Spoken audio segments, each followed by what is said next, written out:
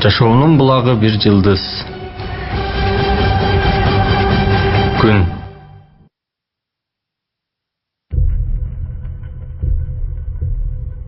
Жылдыздардын айланасында айланып жүргөн планеталар.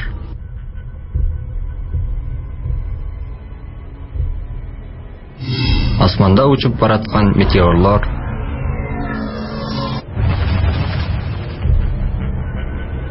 Өтө чоң газ жана чаң булуттары. Жана миллиардтаган жылдыздан турган галактикалар. Космос. Адамзатты илгертен бери кызыктырып келген учу-кыйырсыз мейкиндик. Биз жашап жаткан аалам али ачыла элек сырларга толо. Чоң сырларды камтыган асман телолорунун бири бул дүйнөнүн жашоо булагы болгон күн. Бул тасмада чексиз кудуреттүү Аллахтын күндөгү кереметтүү жаратуу мисалдарына күбө болобуз.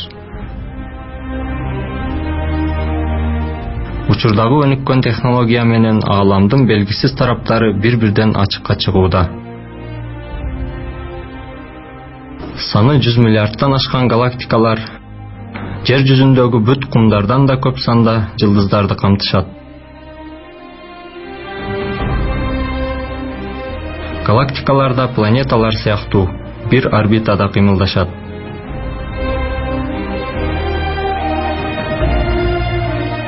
Мисалы, дүйнөбүз ичинде жайгашкан Саманчынын жолу галактикасы бир толук циклин 250 миллион жылда толуктай турган бир орбитада жүрөт. Галактикабыз ааламдын ичинде секундасына 225 миллион километр сыяктуу кереметтүү бир ылдамдыкта кыймылдайт. Саманчынын жолу сыяктуу башка галактикаларда тынымсыз кыймыл абалында. Галактикалар бул кыймыл учурунда кээ-кээде бири-бирине жакындашат, ал тургай сүзүшөт. Бирок бул сүзүшүү учурунда бир кыйроо болбойт. Ар бири өзүнчө бир тартип ичинде иштеген эки ири система жолукса, системалар акырындап биригет. Ошентип жаңы бир тартипте иштеген бир галактика келип чыгат.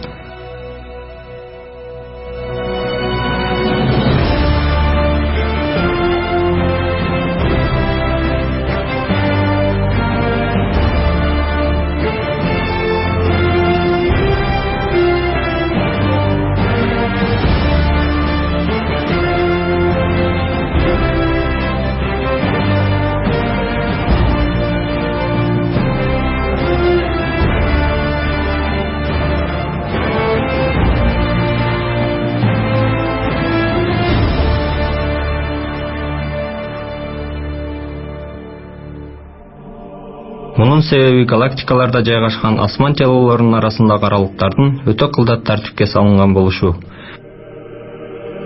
Ааламдагы бүт асман телолорунун жайгашышы адамдын жашоосу үчүн дал керек болгон түзүлүштө. Мисалы, космосто чоң боштуктар бар.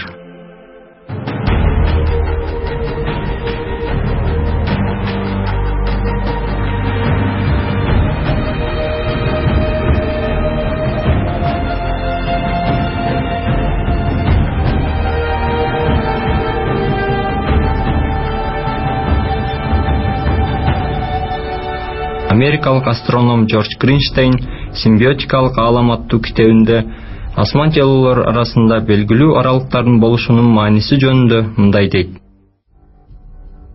Эгер жылдыздар бири-бирине бир аз жакыныраак болгондо, астрофизика көп деле башкача болмок эмес. Жылдыздардагы, тумандуулуктардагы жана башка асман телолорундагы негизги физикалык процесстерде эч бир өзгөрүү болмок эмес. Алыстан караганда галактикабыздын көрүнүшү да азыркыдай болмок. Жалгыз айырмачылык түнкүсүн чөптүн үстүнө жатып караганында асманда бир топ көбүрөөк санда жылдыз болмок. Бирок кечиресиз, ооба, дагы бир айырмачылык болмок. Бул көрүнүштү карай турган мен болмок эмесмин. Космостогу бул ири боштук биздин бар болушубуз үчүн бир шарт.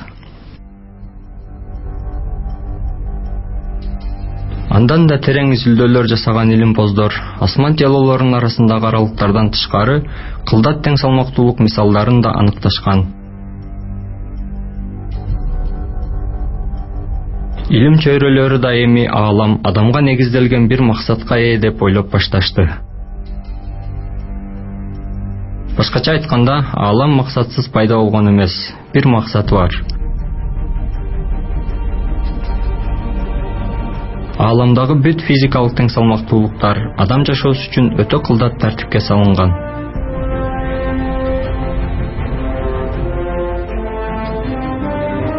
Эми адам жашоосу үчүн өтө кылдат бир тең салмактуулук менен жаратылган бир асман телосун жакыныраактан карайлы. Күндү.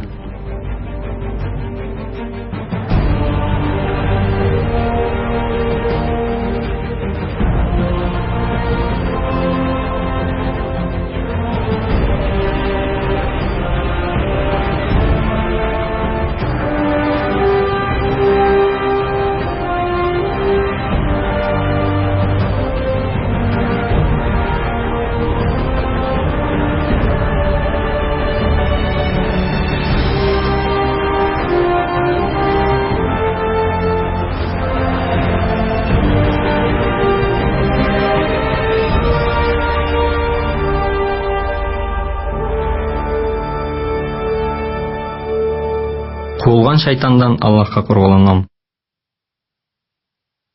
Аллах асмандарды тирөөтсүз көтөрдү, аларды көрүп жатасыңар. Кийин арштан бийик болду, жана күн менен айды моюн сундурду. Ар бири белгиленген бир мөөнөткө чейин сүзүп жүрүшөт. Ар бир ишти ороп тартипке салат, аяттарды бир-бирден түшүндүрөт. Балким Раббиңерге жолугаарыңарга анык илим менен ишенерсиңер.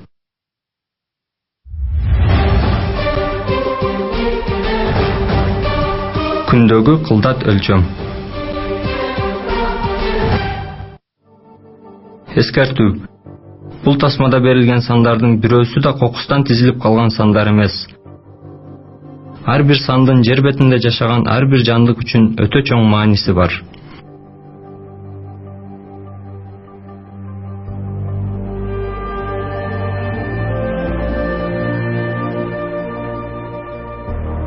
Саманчынын жолу галактикасындагы белгилүү болгон 200 миллиард жылдыздын бирөө — Күн. Илимпоздор бул жылдыз 4,5 миллиард жашта деп ойлошууда.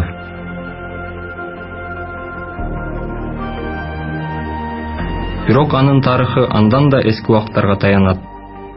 Мындан болжол менен 14 миллиард жыл мурдага.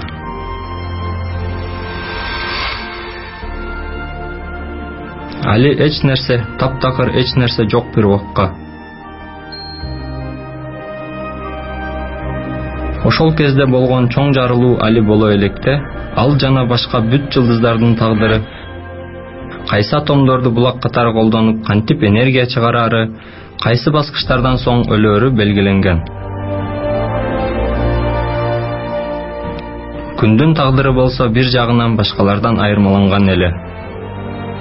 Ал жанындагы көк бир планета үчүн жашоо булагы катары жаратылган эле.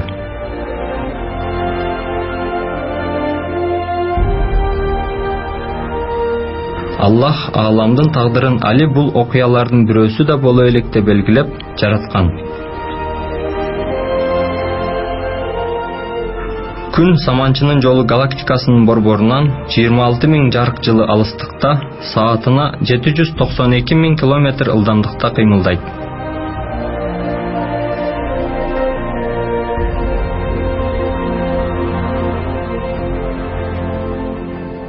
Галактика борборунун айланасындагы бир айланышын болжол менен 225-250 миллион жылда бир толуктайт.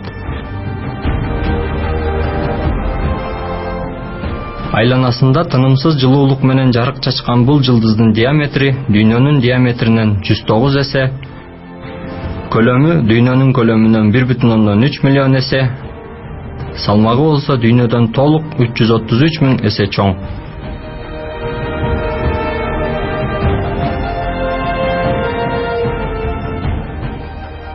Планетабызга салыштырмалуу өтө чоң болгон күндүн тыгыздыгы болсо, дүйнө тыгыздыгынын 4/1 гана барабар.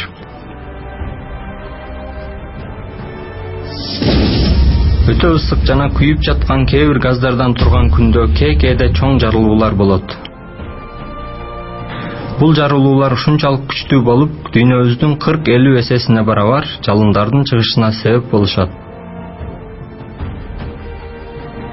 Оттон турган бир топко окшогон күндүн үстүнкү бетинин температурасы 6000, ядросунун температурасы болсо 12 миллион Цельсийге барабар.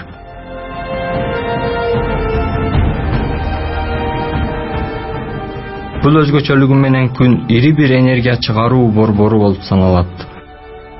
Күндүн 3 күндө чыгарган энергиясы жер бетиндеги бүт мунайзат, дарак, табигый газ жана башка күйүүчү заттарга барабар.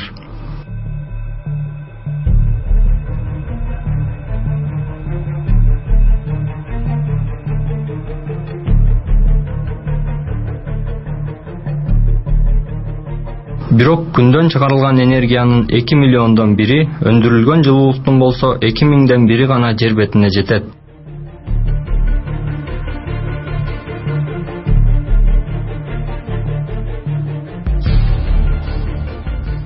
Эмне үчүн баары эмес, ушунчалыгы гана жер бетине жетет.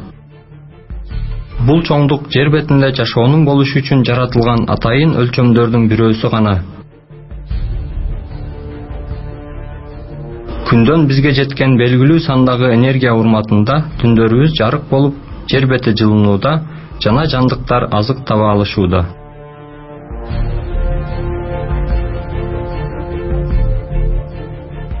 Күн дүйнөбүздөн толук 150 миллион километр алыстыкта жайгашкан.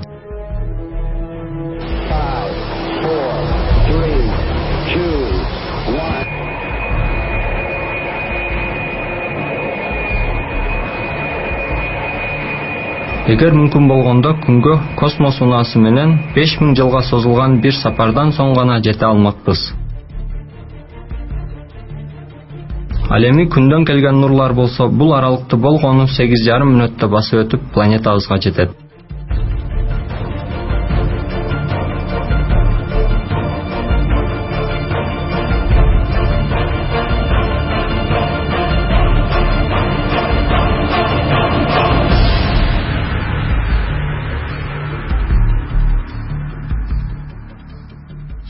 Күндүн дүйнөбүздөн алыстыгы да, күндүн көлөмү да, жана күндөгү реакциялардын күчү да баары өтө так эсептерге таянат. Биздин жашообуз да ошол өтө так эсептер менен белгиленген.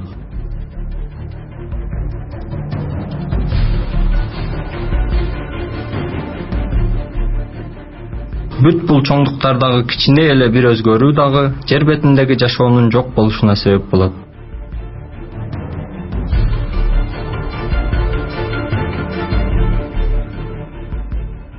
Күндүн бир жагынан өз огунда, экинчи жагынан бир жерди көздөй кыймылы, дүйнөнүн болсо өз огунда, күндүн айланасында, күндөн көз каранды, айдан таасирленген көптөгөн түрдүү кыймылдары бар. Бул өтө кыймылдардын баарында дүйнөбүз күн системасы менен жана галактикасы менен бирге ар бири мурдакыдан айырмалуу болгон бир абалда жайгашат. Бул жердеги маанилүү жагдай мындай. Бул кыймылдар учурунда күн менен дүйнөбүздүн бири-бирине болгон абалы эч өзгөрбөйт. Жана натыйжада жер бетиндеги жашоо да эч коркунучсуз улана берет. Көрүнүп тургандай күндүн түзүлүшү да кокустан пайда болгон максатсыз бир түзүлүш эмес.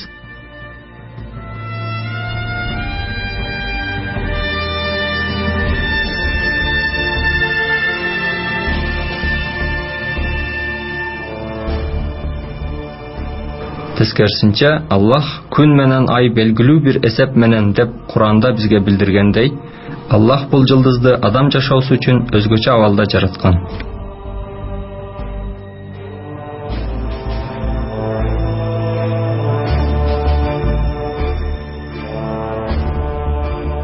Бул жерге чейин айтылган чоңдуктар дүйнөдөгү жашоого эле эмес, бүт ааламга таасир бере турган даражадагы так өлчөмдөр менен жаратылган. Күндөн тараган жарыктын ылдамдыгы булардын бирөөсү гана. Жарыктын ылдамдыгы секундасына 300 000 километр. Бул Эйнштейндин белгилүү E барабар mc квадрат формуласында С менен көрсөткөн бир туруктуу чоңдук. Бул формулада E жылдыздардагы термоядролук реакцияларда зат энергияга айландырылганда чыккан энергияны көрсөтөт. Эгер жарык бир азга эле азыркыдан ылдамыраак болгондо, жылдыздардагы термоядролук реакцияларда азыркыга караганда 10 миңдеген эсе көп энергия чыгарылмак.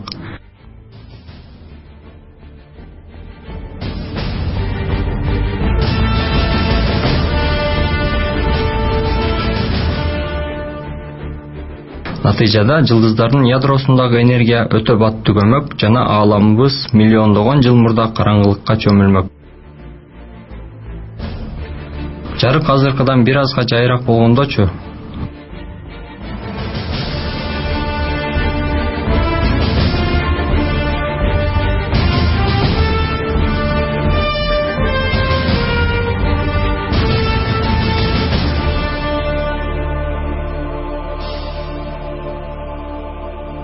Анда ааламдын башталгычтагы кеңейиши өтө жай болмок жана аалам тартылуу күчүнүн таасиринен чыга албай ичине чөгүп кетмек. Башкача айтканда, эки учурда тең бүгүн биз жашап жаткан аалам бар болмок эмес. Бул кемчиликсиз тең салмактуулук ааламдын туш келди пайда болбогонун, белгилүү бир максатка ылайык тартипке салынганын дагы бир жолу далилдөөдө.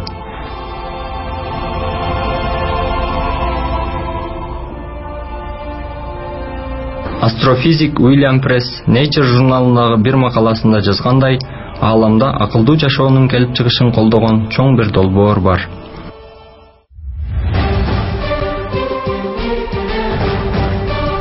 Күндүн галактикадагы орду.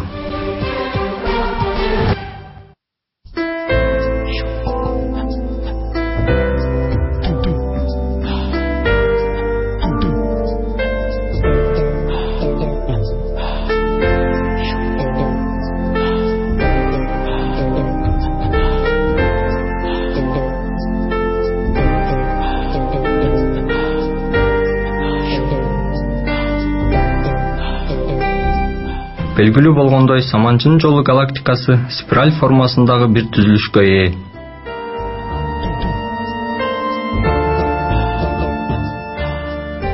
Спираль галактикалардагы жылдыздар менен асман телолору томпок тоголок бир борбор жана ал борбордон сыртты көздөй бир тегиздикте жана бир бурчта ийрилген колдорду түзө турган абалда жайгашышкан.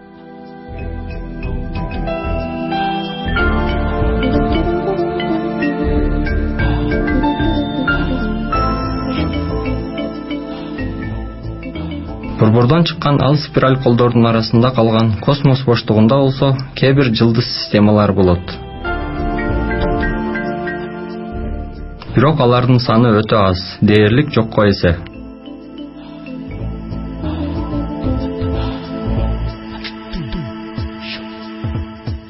Биздин күн системабызда ошол спираль колдордун арасында жайгашкан сейрек жылдыз системалардын бири. Күн системасынын спираль колдордун арасында болушу эмне үчүн маанилүү? Эң биринчиден, жайгашкан жерибизден улам спираль колдордогу газдар менен калдыктардан алыс, таза жана тунук бир космос көрүнүшүн көрө алабыз. Эгер спираль колдордун бирөөсүнүн ичинде болгонубузда, космос көрүнүшү бир топко начарламак. Профессор Майкл Дентон Табияттын тагдыры аттуу китебинде бул жөнүндө мындай дейт. Өтө таң калтырган дагы бир чындык бул ааламдын биздин бар болушубузга жана биологиялык муктаждыктарыбызга кереметтүү даражада ыңгайлуу болуу менен бирге, ошол эле учурда биздин аны түшүнүшүбүзгө да өтө ыңгайлуу болушу. Күн системабыздын бир галактикалык колдун четинде болушу биздин түндөлөрү асманды изилдеп, алыскы галактикаларды көрө алышыбызга жана ааламдын жалпы түзүлүшү жөнүндө маалымат алышыбызга шарт түзүүдө. Эгер бир галактиканын борборунда жайгашканыбызда, эч качан бир спираль галактиканын түзүлүшүнө байкоо жүргүзө алмак эмеспиз. Же ааламдын түзүлүшү жөнүндө эч маалымат ала алмак эмеспиз. Майкл Дентон да айткандай, аалам так биздин муктаждыктарыбызга ылайык өзгөчөлүктөрдө жаратылган.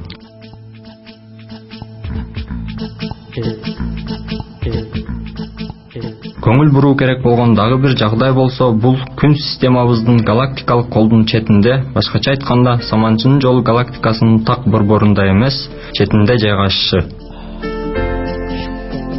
Бул Майкл Дентон да айткандай, биздин асманды изилдешибизге шарт түзүүдө.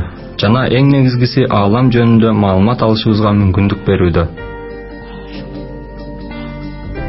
Саманчынын жолу галактикасында күн менен айланасындагы планеталар жайгашкан жерди да Раббибиз атайын белгилеген. Бул өзгөчө жайгашуу биздин ааламды таанышыбызга, терең ойлонушубузга жана Аллахтын чексиз кудуретине күбө болушубузга себепчи болууда. Аллах бир Куран аятында бизди мындайча эскертүүдө: Ант болсун, алгачкы курууну көрдүңөр, андан сабак алып ойлонушуңар керек эмеспи?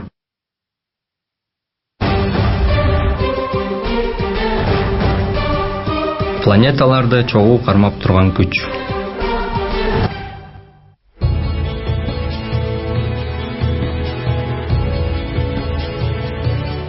Күндөгү кылдат тартиптердин дагы бир мисалы тартылуу күчү менен байланыштуу.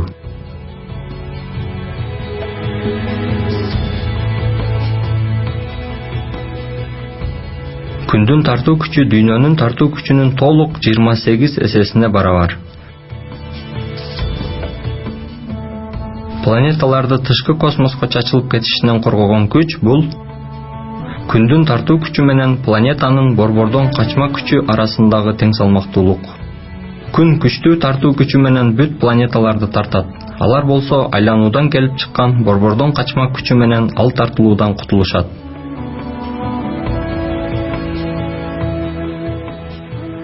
Бирок эгер планеталардын айлануу ылдамдыгы бир азга жайыраак болгондо, анда ал планеталар күндү көздөй тартылмак жана аягында күн чоң бир жарылуу менен аларды жутуп алмак.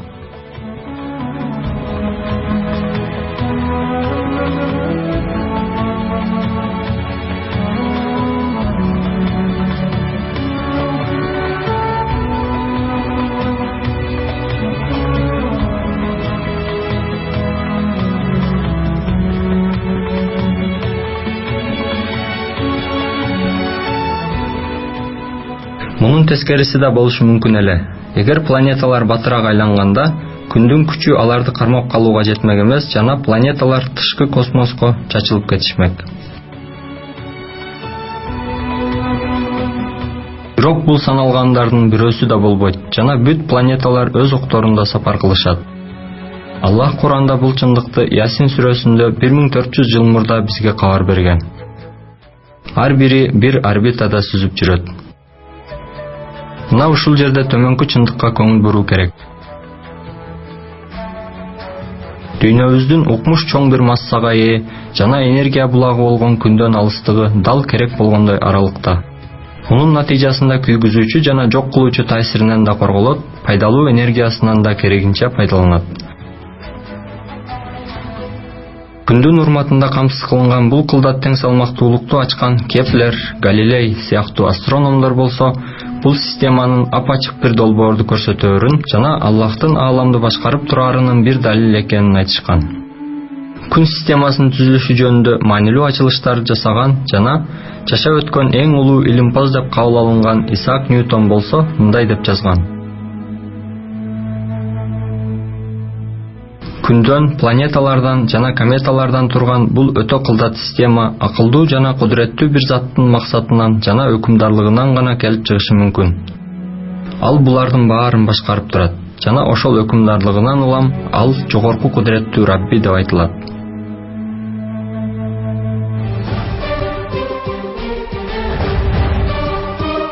Күндөгү тең салмактуу реакциялар. Биз иштеп жатканда, отурганда, эс алып жатканда оюбузга да келбегени менен, Аллах ааламдагы бүт системалардын ар бирин кемчиликсиз иштей турган кылып жаратууда.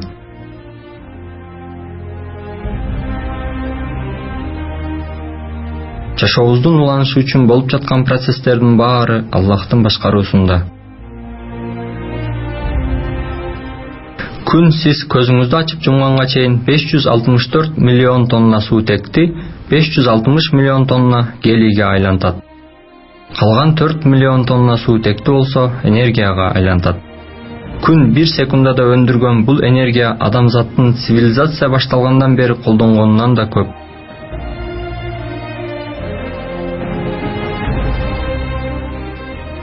Ири бир ядролук реактор болгон күндүн ичиндеги реакцияларда өтө чоң энергия бөлүнүп чыгат.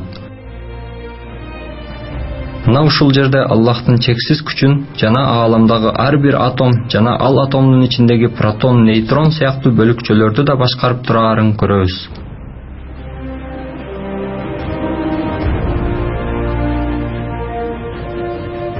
Аллахтын жараткан нерселерине болгон мындай кудурети менен өкүмдарлыгы бир аятта төмөнкүчө кабар берилет.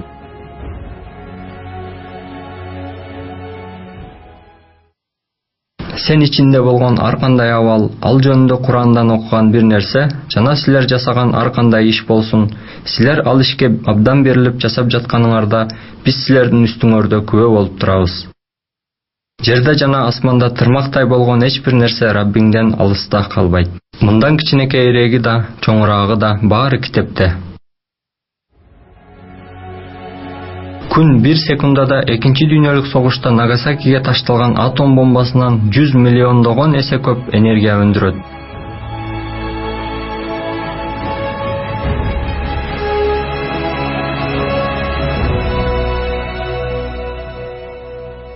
Күндүн жанында эч нерсе болбой кала турганчалык энергия чыгарган ал бомба үчүн Эйнштейн баш болуп замандын эң белгилүү илимпоздору өтө көп эмгектенишкен. Натыйжада болсо адамзатты жок кылуу үчүн колдонулган бир курал келип чыккан.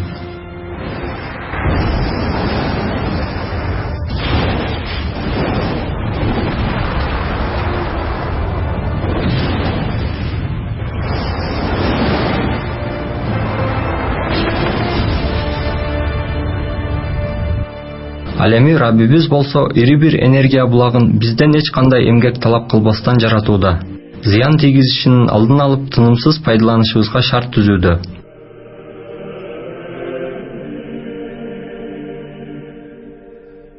Күндөгү реакцияны кыскача 4 суутек атомунун биригип бир гелий атомуна айланышы деп түшүндүрүүгө болот. Бул реакцияда атом ядролорун бири-бирине бириктирген кайсы күч болду экен? Ал күч күчтүү ядролук күч деп аталат.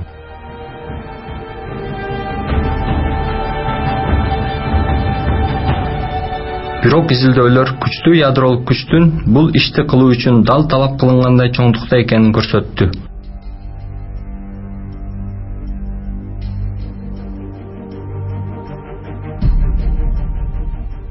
Күчтүү ядролук күч эгер азыркы чоңдугунан бир азга эле төмөнүрөөк болгондо, 2 суутек ядросу бириге алмак эмес.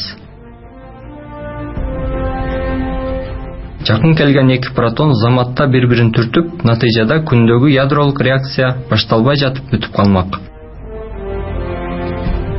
Башкача айтканда, күн эч болмок эмес. Белгилүү илимпоз Джордж Гринштейн бул чындык жөнүндө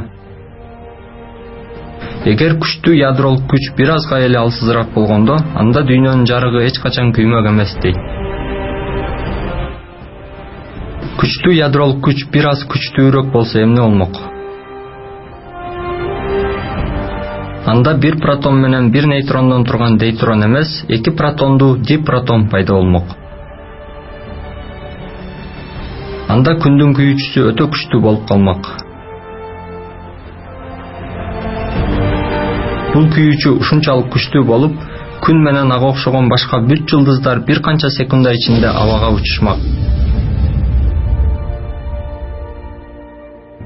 Күндүн абага учушу болсо бир канча мүнөттөн соң бүт дүйнөнү жана бетиндеги бүт жандыктарды жалындар менен уруп бир канча секундада көмүргө айланмак.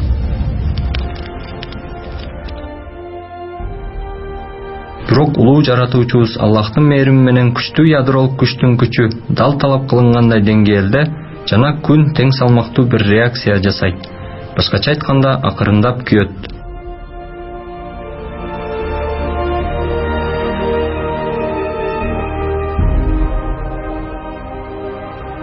Булардын баары күчтүү ядролук күчтүн адам жашоосуна ылайык жөнгө салынганын көрсөтүүдө.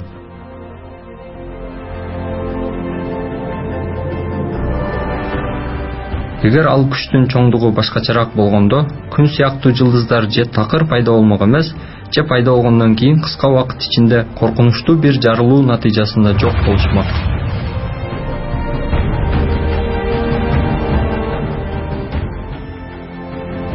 Аллах күндү атайын адам жашоосуна ылайык кылып жараткан жана муну Курандагы күн жана ай белгилүү бир эсеп менен аяты аркылуу бизге билдирген.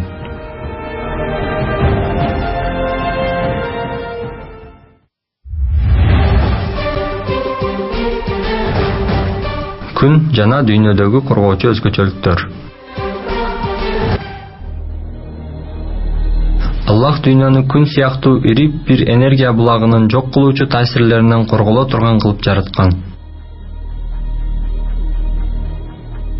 Жакынкы жылдары жасалган изилдөөлөр күндүн бир жирок сыяктуу согоорун аныктады. Илимпоздор ал согуу учурунда күндөн таркаган ар кандай миллиондогон үндү аныкташкан. Күн сыяктуу саманчынын жолундагы 200 миллиард жылдыздын да ошол сыяктуу үн чыгараарын жана аны укканыбызда кандай акыбалда калаарыбызды бир ойлоп көрүңүз. Мисалы, өтө бийик үндүү бир металл музыка концертине барганыңызды элестетиңиз.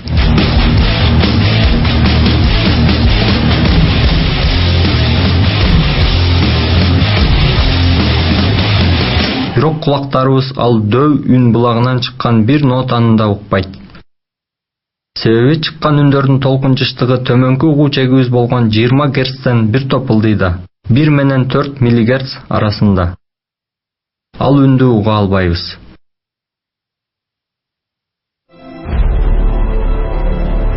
Угуу чегибиз туура келсе дагы, космос боштугунда үндөрдү өткөрө турган аба же бир газ катмары болбогондуктан, ал үндөр дүйнөбүзгө жете албайт.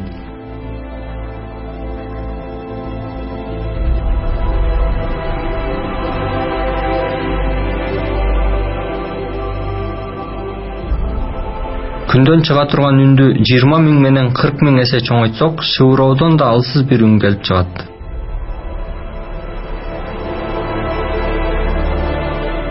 Кызык, туурабы? Жаныбызда бир концерт болуп жатат, бирок дүйнөбүздөн эсе чоң бир концерт залында. Болгондо да миңдеген дөв үн чыгаргычтар менен.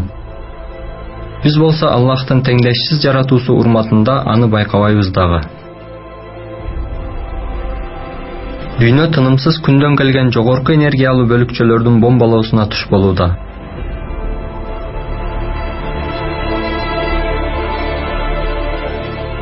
Ага каршы дүйнөбүздүн эки түрдүү коргоочу касиети бар. Эгер ал коргоочу өзгөчөлүктөр болбогондо, күндөн түздөн түз келген жогорку энергиялуу нурдануу жана зарядтуу бөлүкчөлөр өлүмгө алып келе турган даражада кооптуу болмок. Жердин биринчи коргоочу өзгөчөлүгү бул X жана ультра кырмызы нурдануунун деңиз деңгээлине чейин түшүшүнүн алдын алуучу атмосфера.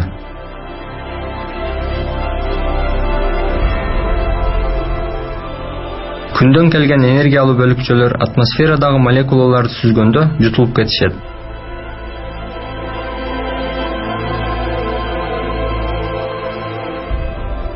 Өлүмгө себеп болчу ал бөлүкчөлөр атмосферанын ылдыйкы катмарларына түшкөндө жандыктарга зыян бербей турган узун толкундуу болуп калышат.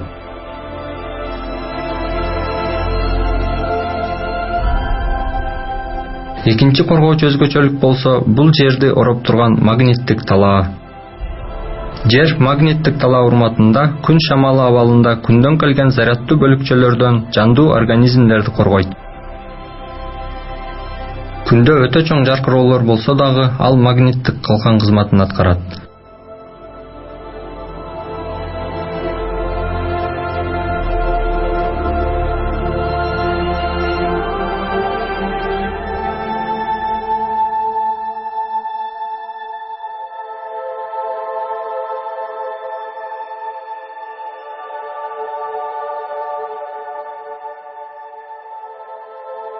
Жердин магниттик калканында өзгөрүүлөр болгондо, өзгөчө уюлдарда булутсуз бир түндө атмосферада жашыл аралаш бир кызаруу көрүнөт. Тынымсыз кыймылдап бийлеп жаткандай көрүнгөн ал кызаруу космостон келген ыкчам электрондордун атмосферадагы атомдорду сүзүшү менен пайда болот. Ал нурлар түндүк уюлда түндүк жаркырагы, түштүк уюлда болсо түштүк жаркырагы деп аталат.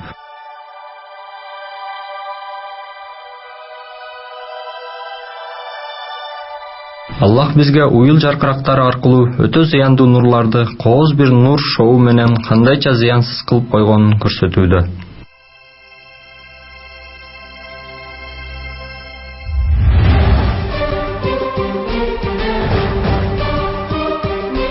Күн бизге эмне деп жатат?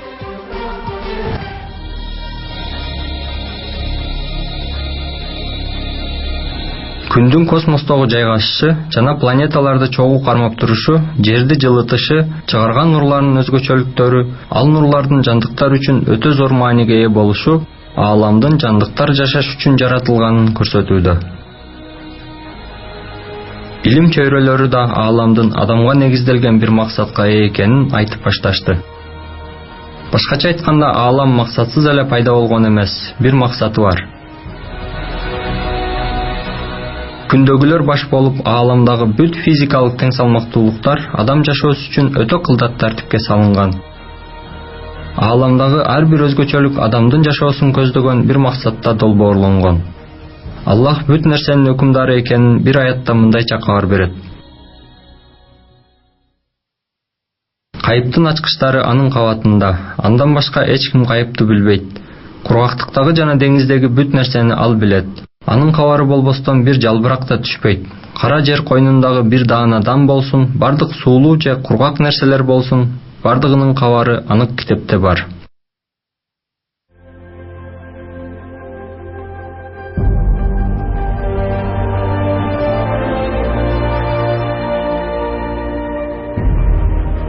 Эң чоңунан эң кичинекейине чейин айланабыздагы түзүлүш же системалардын кайсынысын карабайлы, сөзсүз чоң бир кереметти көрөбүз.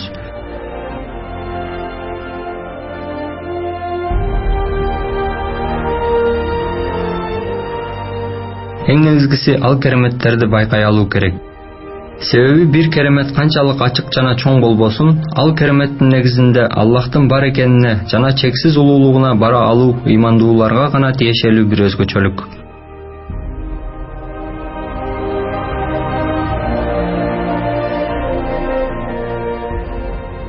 Акыйкатты таануучулар болсо апачык бир кереметти көрүшсө дагы текебердик жана дүнүйөкорлук себебинен аны кабыл алышпайт. Көбүнчө акылга сыйбас жоромол жана сөздөр менен ал кереметтерди көрмөксөн болушат. Чындыгында болсо күн жөнүндө сөз кылынган бул тасмадагы кереметтердин бирөөсү дагы абийирлүү бир кишинин ыйман келтириши үчүн жетиштүү.